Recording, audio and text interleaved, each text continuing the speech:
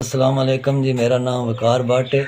मैं आज तो 10 साल पहले पट्ठे ते कम करदा रहा। उस तो बाद कम करदे मैंने फालज पै गया।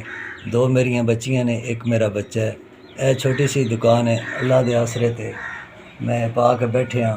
एक बाजू भी डिंगा हो गया, एक लत्त भी डिंगी हो गई है। थोड़ी जी मजदूरी लिया के बच्चों का इस दुकान च पेट पालना पाया। ये अल्लाह के आसरे ते मैंने 2 साल तो फालज बने। लत्त भी डिंगी है, बाजू भी डिंगा है, तां भी मैं अपनी मेहनत अल्लाह के आसरे ते कर रहा। अपने बच्चों का पेट पा रहा। छोटी जी दुकान है, लेकिन ये गुजारा नहीं होंदा। अल्लाह की ज़ात ही कोई सवाब लाए तो हो जाए तो बेहतर है।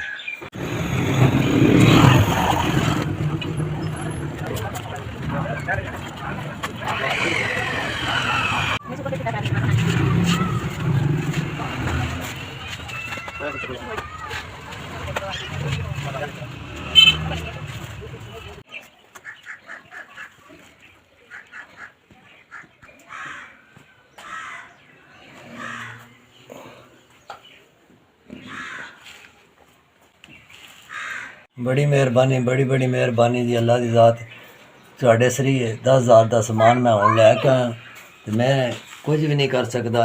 अल्लाह की ज़ात तुहानू बड़ा दे, जिहदे नाल हुण मैं अपने बच्चों का वसीला बना के अपनी रोज़ी कमा सकां। अल्लाह की ज़ात तुहानू तुसीं माड़े बंदे की खिदमत की है। अल्लाह की ज़ात तुहानू माड़े बंदे की खिदमत करदे हो, अल्लाह तुहानू होर चोखा देवे ते तुसीं जिंदा रहो।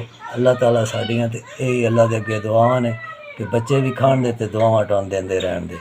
ते मैं बड़ा खुश हाँ। मेरी दुकान है खाली आई, जेड़ी अल्लाह की मेहरबानी नाल तुसां मेरी मदद की है कि अज मेरी दुकान में 10,000 का समान आ गया।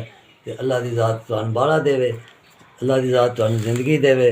साड़ियाँ तो यही दुआवां ने। अल्लाह ताला इंजे गरीबां दी मस्कीनां दी मदद करदे रहो। अल्लाह चोखा तो चोखा दे तुहानू।